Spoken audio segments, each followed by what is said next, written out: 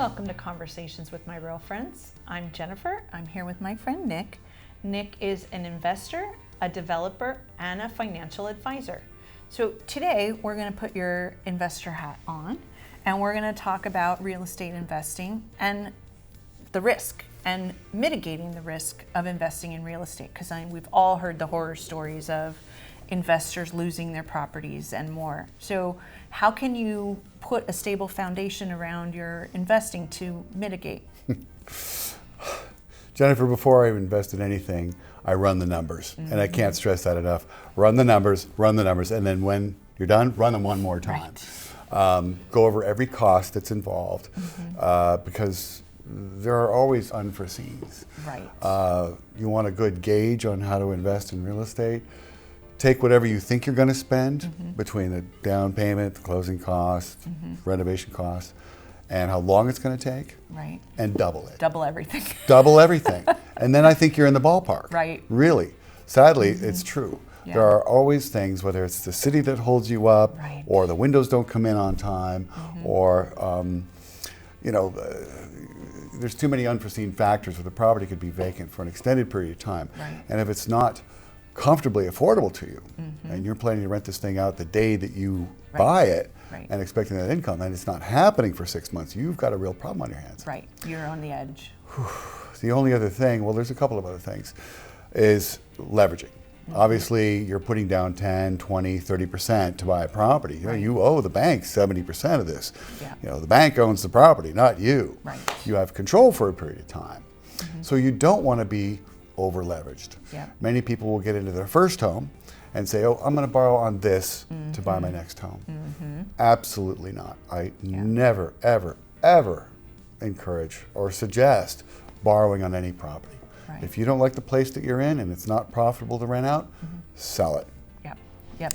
Get rid of it, pay the taxes, take whatever money you have left over, and find a better investment. Because things happen, whether it's COVID or an earthquake. Right. A hurricane, depending upon where you live. Exactly. There are just too many things that can happen that are outside of your control that can put that, if you're too close to that line, your likelihood of falling over in something like that is just way too high. There's always that possibility. So really take that into consideration. You want to have at least a year's worth of payments and costs in the bank. Right. If you don't have a sufficient emergency fund, don't go into this. Do not spend your last dime to get it. Right. And then also, if you're looking to sell something and you want to do a tax-free exchange or any type of exchange like that, you may or may not be able to find a better property. Yes. You have a finite period of time, 45 days or whatever it is, right, to locate it and 180 to close it, to the best of my knowledge. Yep. And what if right, there isn't a place in the neighborhoods that you know, or cities that you know, or a place that's within 2 hours of you getting there? Right. Also taking into consideration property management costs. Right. HOA fees. Yeah.